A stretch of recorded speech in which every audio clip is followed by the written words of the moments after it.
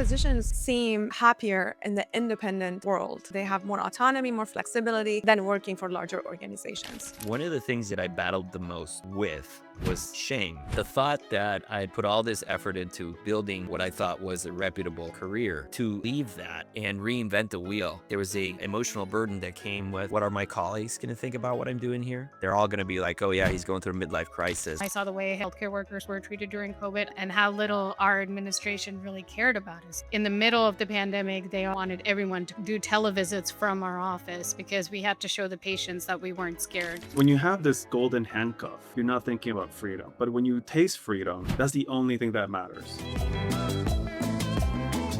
Two vascular surgeons walk into a bar and come out with a podcast. We are talking everything vascular and not.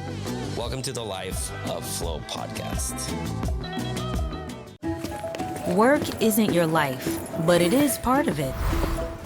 With Locum Tenens, there's a way to never work weekends or to only work half of the year.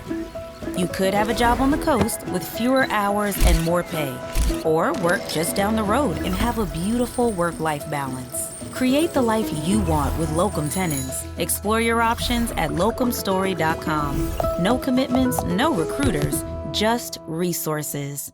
Hello, everyone. Welcome to another episode of the Life of Flow podcast. And today we have two amazing guests, Dr. Shala Mukbel and Dr. Santoshi Balakota. They're both neurologists. They both have an amazing podcast. And today we talk about what we love to rant about, which is independent physician life and how to travel this maze. Hope you guys enjoy.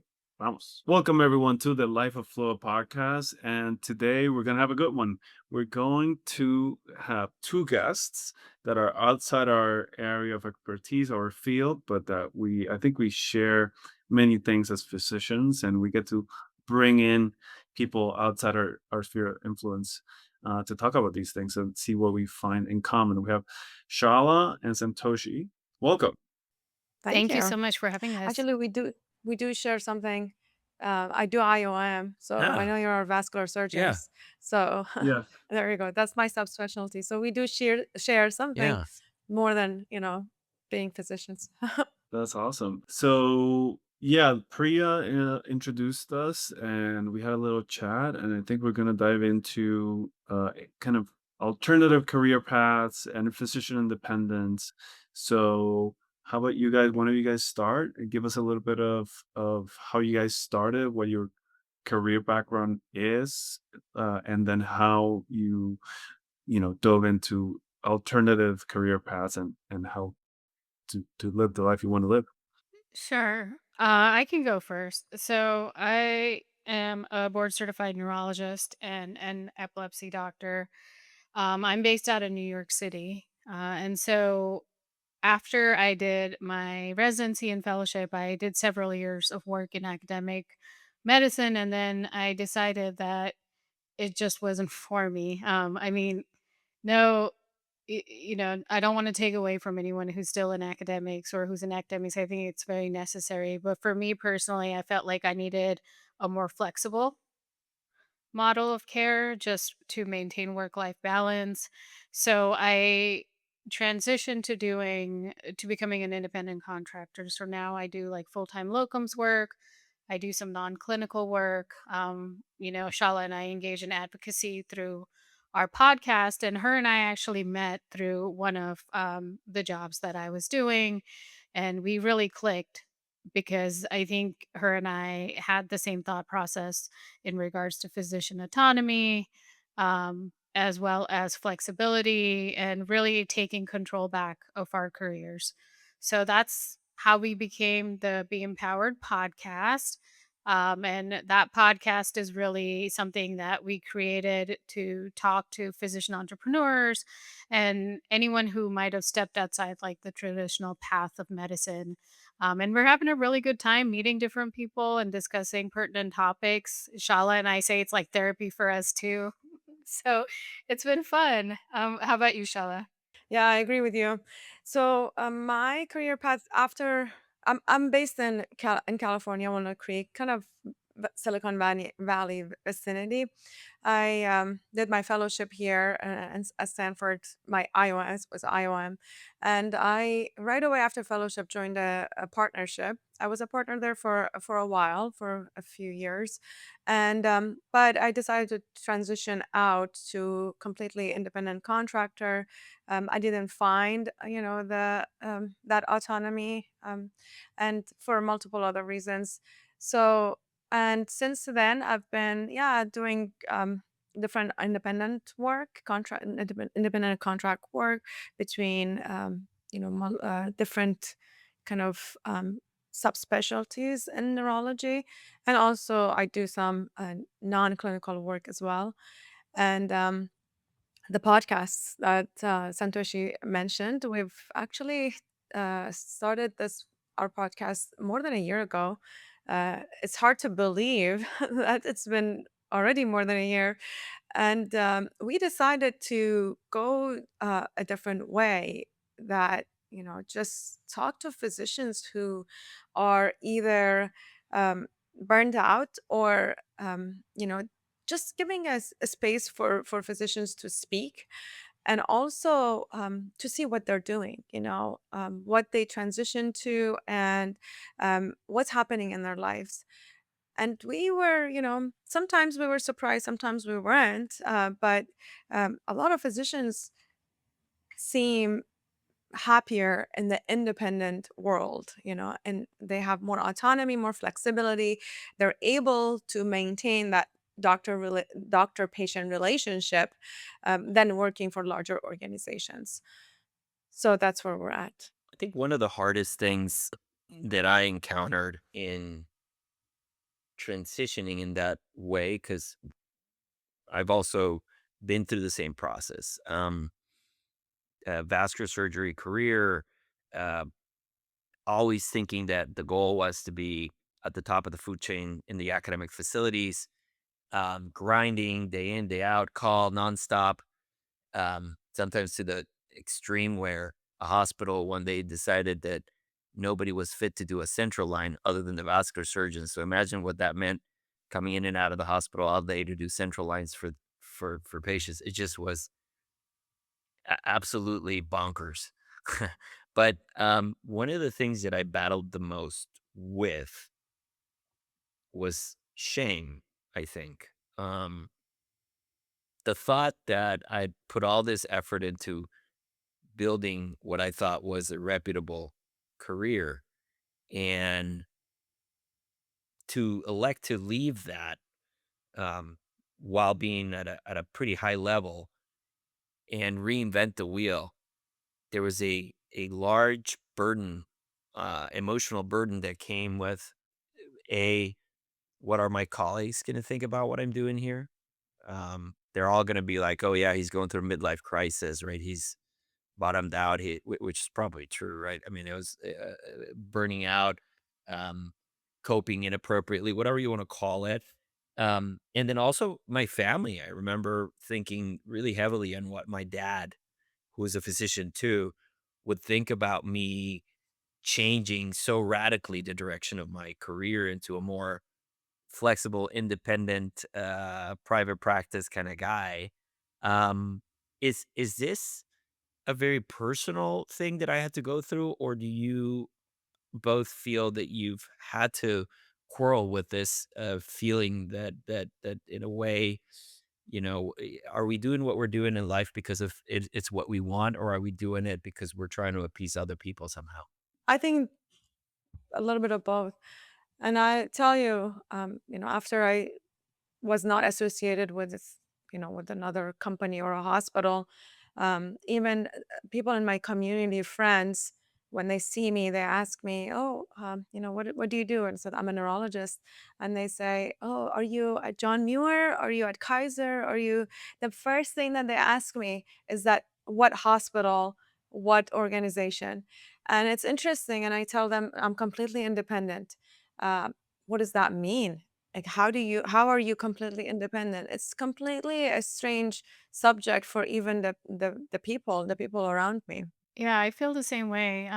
When I go to like my own doctor's appointments or I see another physician, like in the community and we're chatting, it's always like, who are you employed by, right? Like, oh, are you at NYU? Are you at Cornell? I mean, it's New York City. Like everyone's associated with a huge academic center. And so when you say, "Oh, I'm an independent contractor," it's like, "So do you have a private practice?" And it's like, "No, I do a lot of per diem contracts and some locums." And then you're going into this whole like paragraph trying to explain yourself. Then you're like, "Do I like? Why is this necessary?" Right? But it's not very common. And so I understand. I think doctors at one point we were our own employees. We used to employ ourselves. We had our own practices, but now it's kind of like, who do you belong to? Like, what institution? And I think the shame part that you mentioned is huge because a lot of the times people associate like your talent and who you are with who you belong to, right? Oh, this person was at Stanford. They must be great. Or this person was at Columbia. They must be excellent. And then if it's a community hospital, oh, there's just like one of those podunk community like it's really strange. So when I left academics and I was in big academic centers throughout my training, I was at Duke for residency, Columbia for fellowship, and then my academic appointment was at NYU. And I really thought that I was going to stay straight and narrow, like on the academic route, become like some kind of program director. Like that is really what I wanted. So when I decided to walk away, yes, it did feel shameful because it's like, why did I do all of this? And are people going to think less of me? My family, no one's a physician, so they were just like, "Oh, whatever makes you happy," But me personally, also explaining it to my colleagues, I don't know. It's almost also grieving a career that you thought you would have, but in retrospect, I don't think you could ever pay me enough to go back to that type of employment. Like I am much happier now. Yeah, I had a very similar sentiment. I mean, I think life forces you to go through these things and to to take this construct that you had made, that okay, you were at this place and that means something. It really doesn't. I mean, it does mean something, but but anyway, so I was in academia. I was gonna go back to Puerto Rico, and it was kind of like, for me, it kind of I justified it emotionally because I'm like, okay, it's gonna be a really smooth transition, and I'm gonna go to a big hospital system there. I'm gonna build something meaningful in my community. So I had created this justification that made me feel really good, and that kind of imploded. And then I found myself trying to figure out a new plan, and I found myself without a job. And then I said, okay, well, I'm just going to do locums and then figure it out. And but I said, I'm going to take 2 months off. I haven't taken a while off. And I was at home, and I love where I live. There's a lot of places to walk in nature. And it was one day, on a random Wednesday, I woke up, I made coffee, and I walked for like an hour. There's like a park around the lake, just by myself, drinking a coffee. And I was like, this is the best fucking thing ever. And I want more of this in my life. My goal from now on is having more of this in my life. I want to be able to, on a random Wednesday, go for an hour and a half walk. Um, and it's translated to a lot of freedom, and your perspective shifts. And now I'm like, and then opportunities open. And then you realize there's all these creative ways that you can create things and make a difference and live the life you want to live. So I wouldn't go back either. Yeah, it's just by human design, we are capable of so much creation, imagination, um, renovation. Um, and I feel when you get warped into a lot of these um, journeys um, that are cattle-esque, if that makes any sense. Like, I imagine cattle just going in one direction in the slaughterhouse. That kind of took a turn.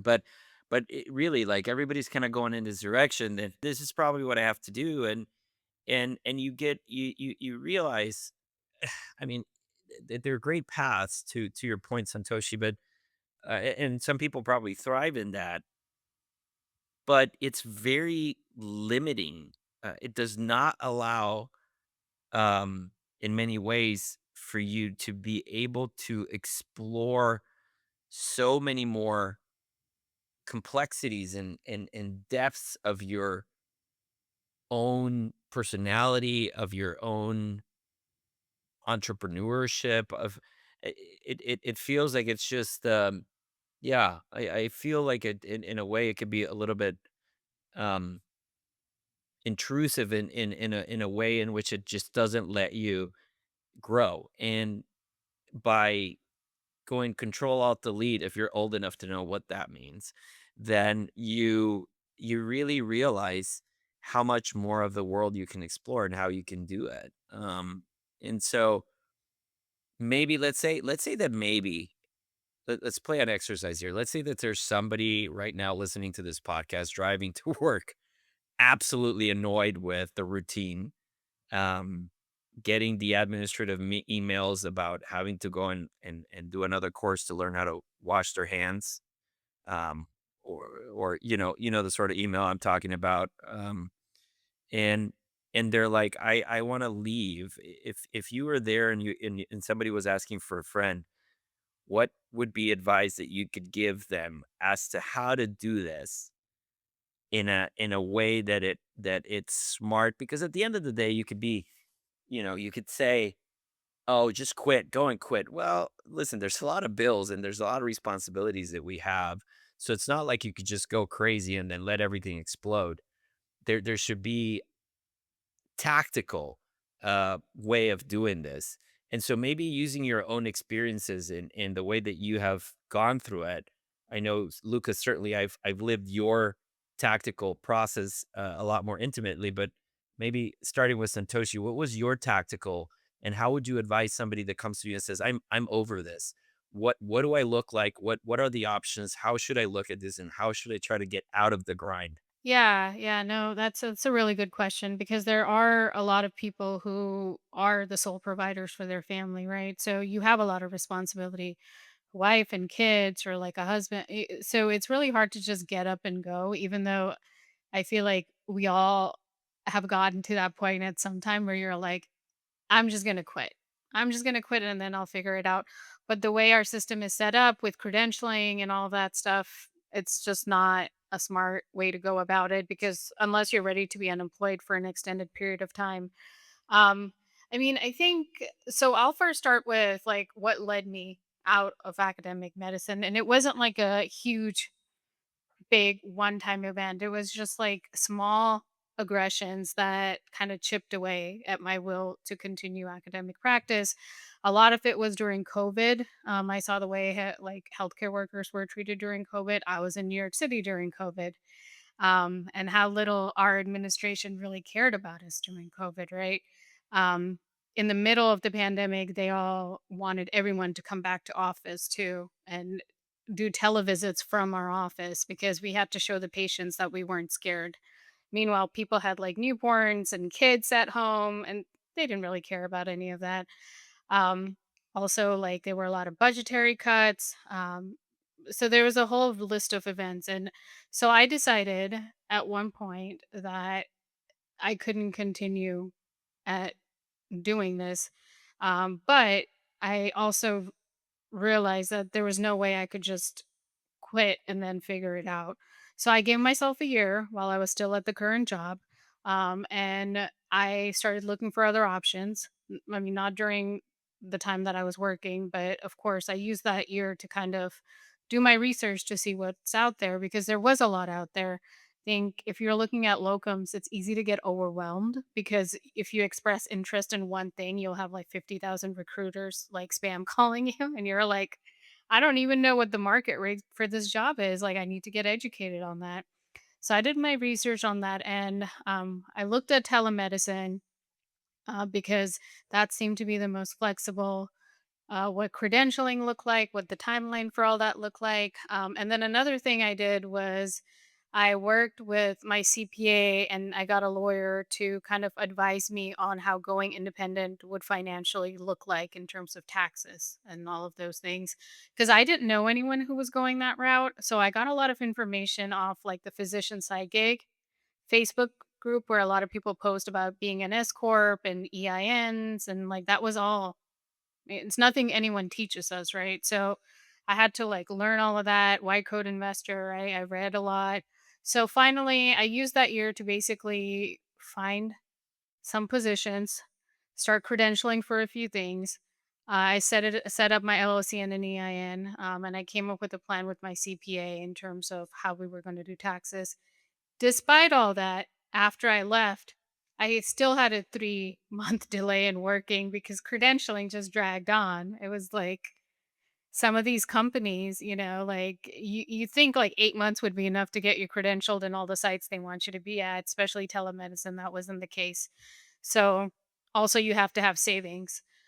But I will say I got very lucky because when I did this, I was just engaged. We weren't married. We didn't have kids, like nothing like that. My partner was very supportive, and I did have a decent amount in savings. Shala could probably talk a little bit more about doing it with kids. But yeah, so that was my route on how to do it. I tried to be very logistical and methodical, but even with the best of plans, I think people who want to go this route need to know that they need some amount of savings because you do need a safety net. Yeah, so for me, I had my first, first son when I was a fourth year resident, and my second one when I was in my second year of fellowship. So it was a little bit different, and I have substantial amount of loans, okay, student loans. Unfortunately, I didn't explore too many options after I was done with my fellowship, and so. And my situation was a little bit different because 1 year I did an administrative fellowship with the goal of just entering leadership after my fellowship. And for some reasons that kind of happened partially. But when I started, it was about a few years after my first job that I started seeing red flags. And fortunately enough, when I saw the red flags, I started my financial mitigation right away. It was very good because I had good friends, and my network of physician friends that I knew, had S corps or kind of they mentioned it in front of me, and I just like Santoshi, I started doing my own research on how to do this, and I just started doing it. So my advice would be to those who see red flags and they don't like the routine anymore, or there are other factors in their job that are making them extremely unhappy. I think the first step is to go part time. Like basically sit down and look at your financial needs and see how much you need minimum for that month and just go to that minimum number. And that's what I did. I basically sat down with my husband and I looked at my budget, that how much I need, and then I just basically said, okay, um, I can't work more than this. I just have to I just have to do this financial mitigation. And in the back of my head it's like, okay, I'm making the minimum that I need to make, but at the same time I'm looking into other options. So I think that's what they need to do. They need to just kind of see financially where they're at, reduce unnecessary finances, unnecessary expenses, I would say, and then get themselves out of that grind of working, I would say 50 hours a week with the admin time. And to be honest, it's actually more than 50 hours a week because those people, and I was in that situation too, you spend the nighttime thinking about your job. I mean, it's not that you're spending 8 hours, 9 hours during the day doing the job. you have other hours on the weekends that you're spending thinking about the job, thinking about the problems of the job, thinking about what's making you unhappy in the job. So I think if you factor in all of that, to be honest, it's minimum wage that you're getting. So it's better to just do another thing and you know that you're happy with. Sometimes Santoshi and I talk about this. It's like I go to Trader Joe's. It's like they seem to be happy. They're very happy talking to their customers. You know, so yeah, I would advise that go reduce it to 4 hours. 4 hour workday per week, and then spend that day exploring, networking. And I wouldn't even advise going to academic kind of conferences. Go to entrepreneur conferences, go to other types of conferences, at healthcare AI conferences, things outside the box. But unfortunately, I feel that those of us who have been in medicine for a long time, 2 decades, as you said, we lose our creativity. I mean, we lose our creativity to do other things. And that's why we have to, even though it's there, but we just don't have the time to do it. So I think the main, point is that spend that one day to explore and see, network and get that creativity back. I remember, Lucas, when I was about to, well, when it all kind of went down, and I was like, okay, all right, we're gonna brace ourselves for a few months of no income. So uh, I'm like, okay, here's how much I have in savings. Here's how much I have in crypto. Here's, I just kind of put all these little things. And then I look at our expenses, and I'm like, holy moly, we're really spending a lot of money a month that I wasn't really aware of. And thankfully, my wife comes from a blue collar family. And so they never really had a ton of other things. She's a beautiful nurse. But I sat her and I was like, listen, we're gonna have to just tighten this shit up. And then she looks at me and she's like, yeah, for example, what's that 911 Porsche doing in the driveway? And I looked at her and I was like, yes, that is the first thing that's gonna go. And I remember, it was like, okay, this is freedom. I'm freeing myself. And I, took the Porsche back, which is funny because I made money for some weird reason because it was in the middle also of COVID. It was all this. And so the production was down. So my vehicle was like super expensive. And they were like, yeah, we'll buy it immediately off of you. And so I made money. And then I took that money and I bought a pickup to be a Texan. And I bought a Toyota pickup and I came back home with a pickup and she's like, "All right, you're really gonna do this?" I said, "Yeah, we're gonna do this." And I said, "No more shopping anywhere. We're gonna go to Marshall's. Anything we need, we're gonna go to the stores that are cheaper." And I said, "Listen, no more vacations. Like, and we're not gonna eat out because you don't even and we're gonna stop buying booze." It was like there's these little things that you don't realize cost a lot of money in aggregate.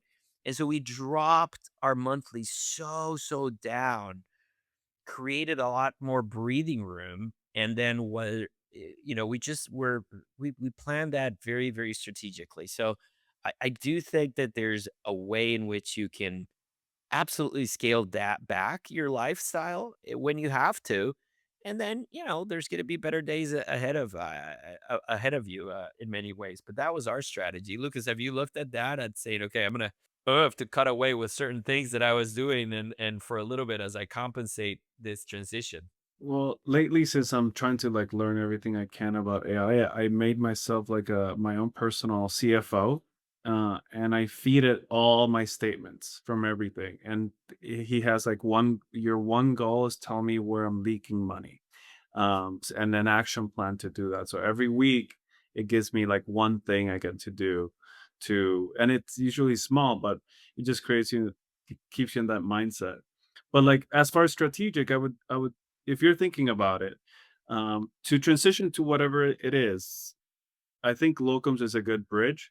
And the way that I think strategically you can do locums is you want all these um, these reps, like locums reps, to work for you, to be like always looking at for you. So that if you're thinking about it for a year, and I did this kind of haphazardly, but for a year, I did like one weekend here, one weekend there with different companies because I kind of wanted to put them in competition with each other for better rates. So if you do that and you go and you do a good job, and their incentives are aligned with getting you there, then you have you know four reps that are always calling you first. And then you start getting to know them. You start getting to know the different companies. There's rates vary wildly, and you start learning. So when you transition, first of all, your credential with them, their credentialing is faster, and it can be easy. The other thing that it made me think about is, again, like freedom. Like, because when you have this golden handcuff, you're not thinking about freedom. But when you taste freedom, then that's the only thing that matters. Literally, that's the only thing that matters, is how to be free. So your mindset changes, and your brain just starts working that way. And part of it for me is I've always had savings, but I had like 3 months of expenses saved. But like, okay, now what does it look like for me and my options? And what I can do is, if I can have a year, if I don't need to work for a year, um and that doesn't mean that I'm not going to go out. It's like, okay, how do I plan for this strategically? So you start just having these changes in what is important to you.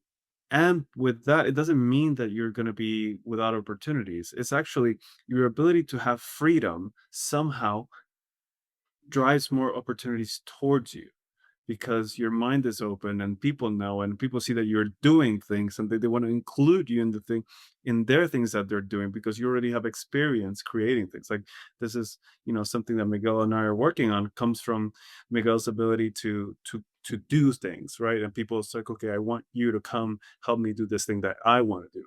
And there's a certain type of luck. Naval Ravikant explains this type of luck, and that's what I want to create in my life. Uh, and I have no worries that I'm going to be without opportunities if I have that mindset. Just to for anybody there that's trying to get educated, is with locums, as long as you're doing under 90 days in a row contracts, my understanding is you don't need to be credentialed. You get privileges at a hospital, but you don't have to be credentialed with Blue Cross Blue Shields, is what I'm trying to say. As of now, for example, I have a private practice. For somebody to come see me, they either have to have out of network privileges or I have to be in network. And that credentialing, I guess, is what Santoshi was referring earlier. That can take up to, I mean, I've been waiting for 6 months to get credentialed into a particular network, because sometimes it's just like, we don't need more vascular surgeons, or we don't need more of you in this particular zip code. So we're actually not going to even open you into our network. But then I learned that, because, and I learned, funny enough, is I was going to go on vacation, and I asked Lucas to come and do cases in my lab while I was out so that he could cover me. And we went through this whole process of how expensive it was going to get Lucas under contracts.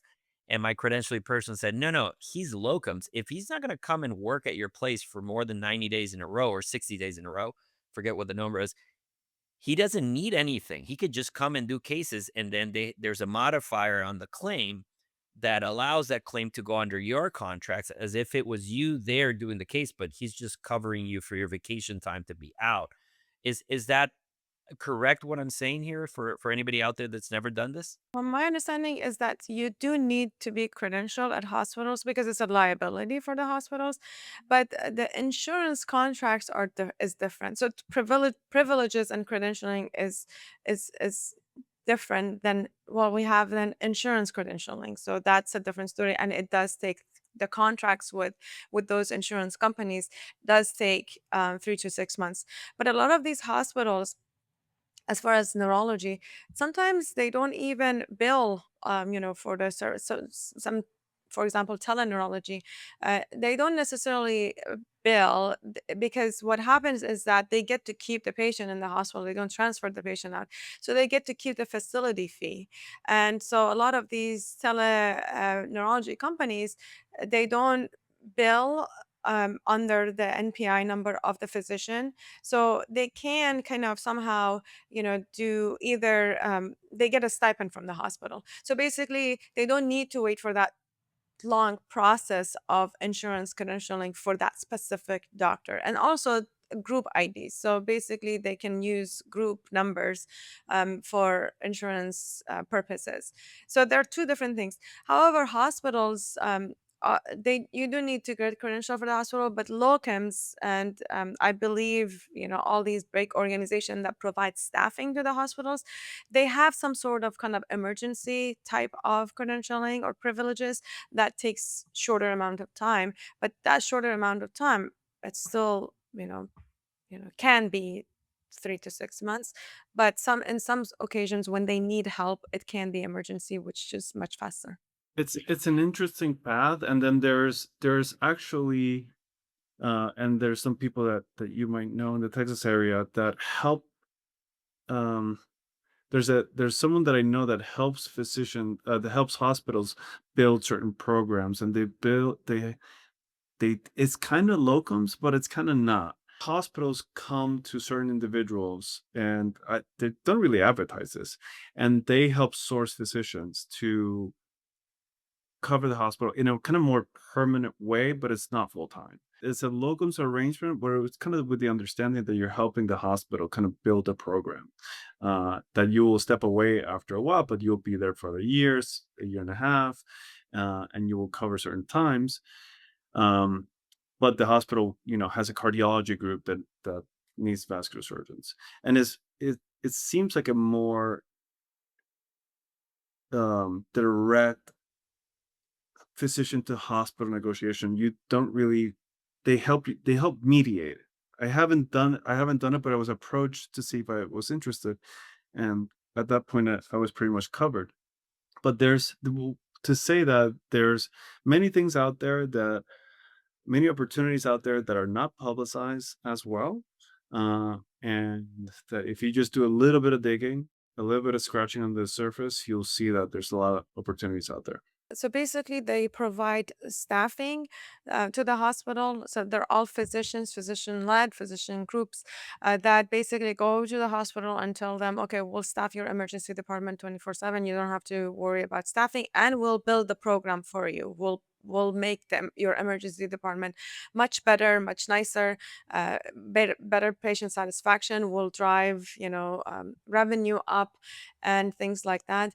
And then their staffing model is basically not an employee based model. So all of these physicians who are coming in, joining this company, um, they are part of either a group, physician group, or partnership, or some sort of, and they are kind of, they have some sort of flexibility.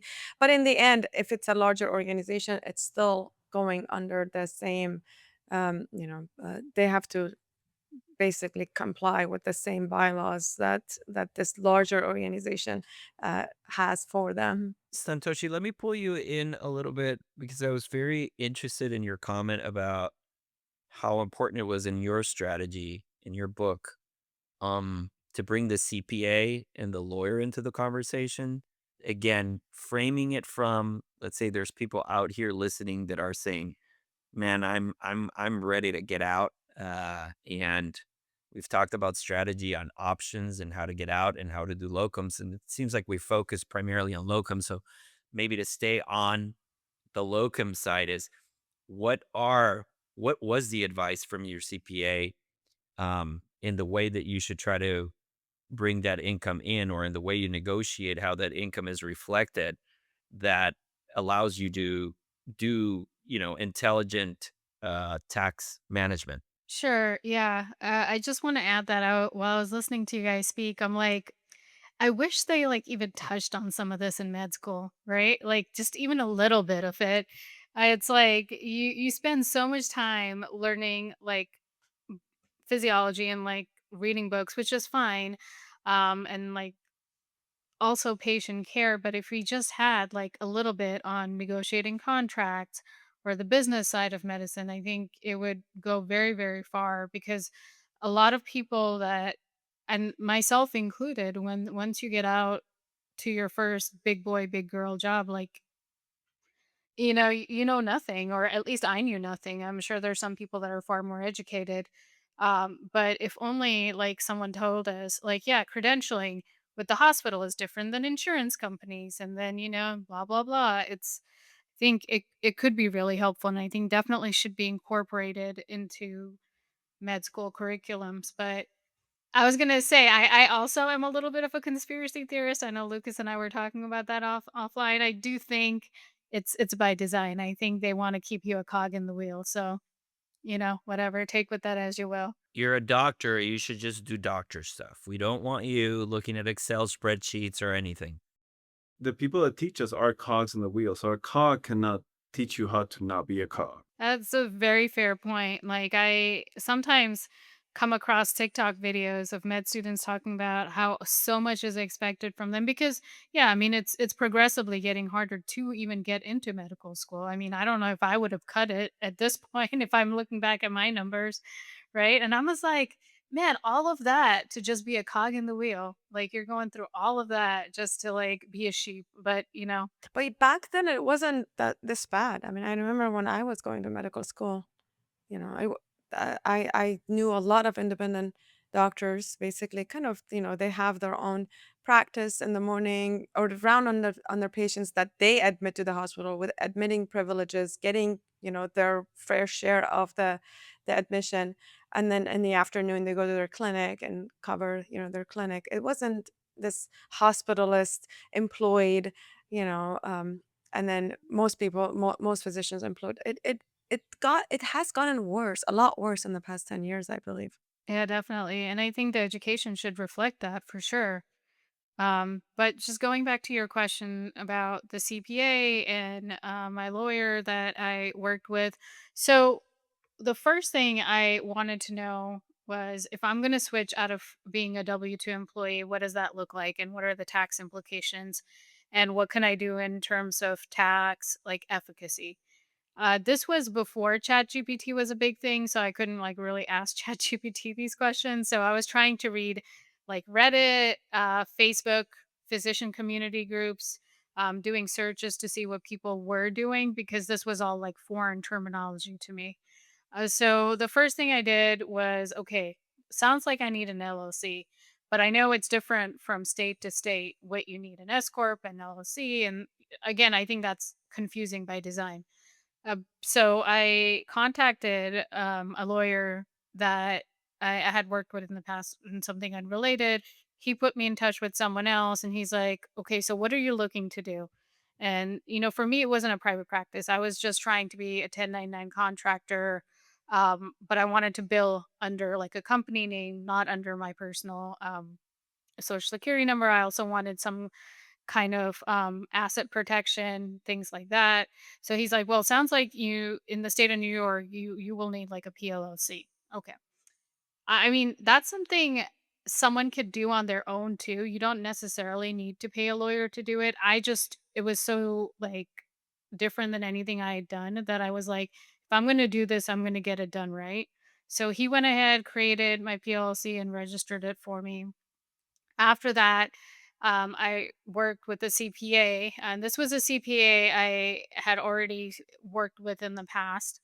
Um, I mean, most of my taxes have previously been W 2, but I was doing like some 1099 work here and there. Like, I was doing IMEs and stuff like that.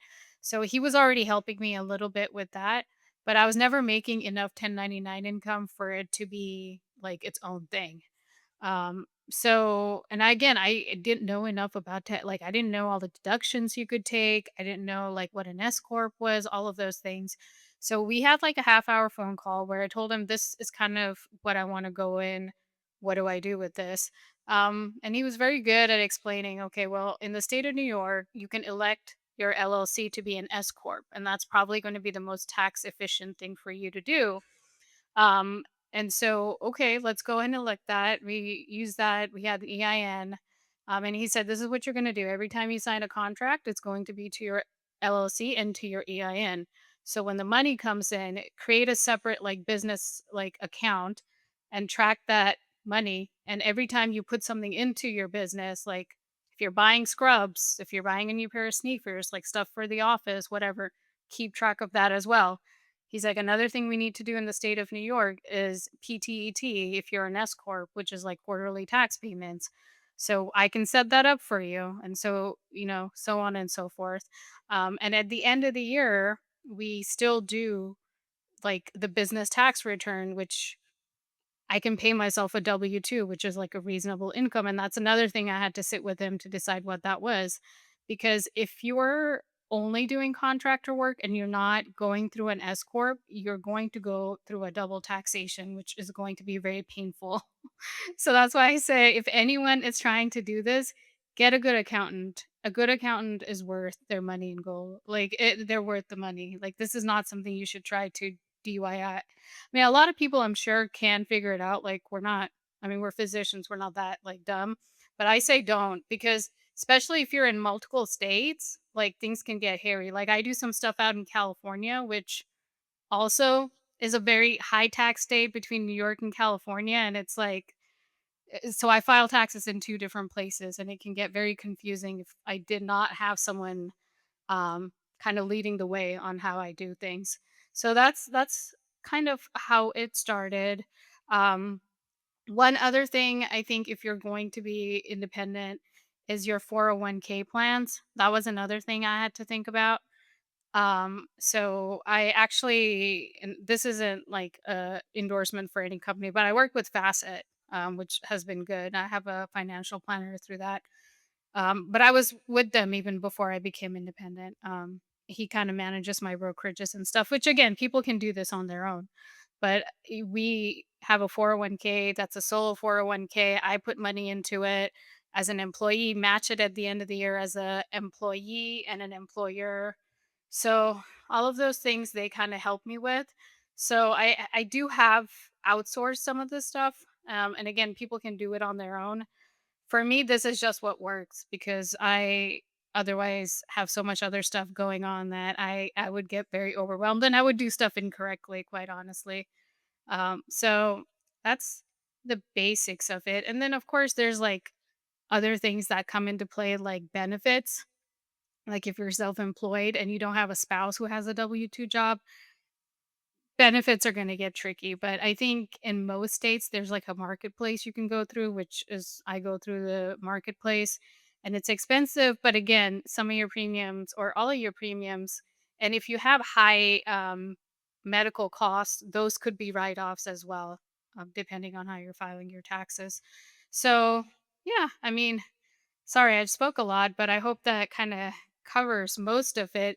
Basically, get a good CPA is my big recommendation here. Don't try to do it on your own. Yeah, I would say get a good CPA that does medical and that knows your state, because state to state things change.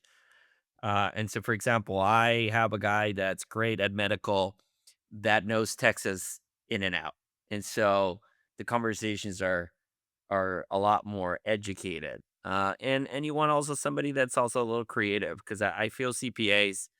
I've come across a few different types of personalities. They can't necessarily be just obsessive compulsive by the book because then you need them to be a little bit creative. And because I feel that the IRS book is made to have some degree of interpretation. And in certain areas, it seems to be a little gray. And obviously not that I want anybody in an orange jumpsuit, but you have some degree of flexibility. Um, should ask the president of the United States if he's done a lot of flexible shit with that code. But Lucas, what I know that you've had some interesting conversations with your CPA. We're getting kind of here to the bottom of our hour, but I want to really emphasize on the CPA part because I know that's a part where a lot of people there have a lot of questions. What was um your educational aha moment on the CPA side with your new locums life? So I actually got so Courtney is a full-on influencer. Influencers get there's like the high end influencers have really good CPAs. So through Courtney's network, I got plugged into a recent CPA because um my previous one I was unhappy with in some things, and that and my financial planner. So I think they're really good combo because my financial planner is great, super creative guy, but he's very much by the book. And then my CPA is likes the gray zone. So, but they talk to each other. They talk, and we have meetings together because my financial planner thinks a lot about tax strategy and financial planning for business owners. So Courtney and I are there together. So you have a lot more flexibility in putting a lot more down in retirement accounts if that's something that you want to do. But then I think that there are some, when you're independent, there are some places with real estate that you could do also, which we're exploring. So I think that I I like Airbnbs, right? And if, real estate can be a little expensive, but my Airbnb experience has been good, and the abilities like I'm going to get a significant check on bonus appreciation on my Airbnb that I'm going to use to reinvest in real estate this year. That's kind of the plan that I have with my CPA and my financial planners. And being independent allows you to have a lot more flexibility in the things that you can do. So, right now I'm in the process of one of the great things about Locums again is opportunities. Um, um, I'm doing Locums in Cheyenne, Wyoming, and with Elias, who was one of the fellows at Baylor. He's here. He built a great program. He needs some help, and I'm in the process of negotiating a physician agreement that keeps me independent, not employed, and then that has a lot of tax benefits, a lot of financial planning benefits. So it's a process. You go through people that you don't like, but then you have to be really curious and ask, have people around you that are business owners that are successful. It's like, hey, who's your CPA? Who's your lawyer? Who does this thing for you? And eventually, you gravitate to smarter people. One of the things that I did when I left, I was like, I'm leaving. I'm leaving everything. I don't want any of my money anywhere close to any of these institutions. And I went all in on the independence. And I think that should be literally, let's find somebody to talk about retirement accounts and the benefits of what retirement accounts can create. Because what I did on my personal side is I went full in on self-directed IRAs. So you essentially go, I had everything in Fidelity. Fidelity had literally for 20 years of my life, Fidelity had because you go from one university to the other university to the other, but you kind of keep that Fidelity account going. And it had grown obviously, very marginally, but there was money. I took all that out and I put it into my own self-directed IRA, and then I write checks to where I want. And so then I went super aggressive, right? I'm like 50K of this is going to that startup, 50K is going to that startup. 50K is going to to buy a condo that I'm going to then rent, and then I'm going to put 50K in crypto. And I like literally decimated my account overnight. Like there's no money, but it's now working in areas where I feel the return on investment. I'm not going to see it on a daily basis like people see it, but if this company that I put 50K in sells tomorrow, I'm actually going to get 250K come back, which means I replenished it over on one investment that I had much more control than to have some dude tell me how Tesla and Apple are going to super do well in the next 5 years. And I see little bits, but that's a personal decision that has to be educated. And I think that could be a cool show in the future. Just like a little nugget of info, like being exposed to people that are successful at a level that I'm not.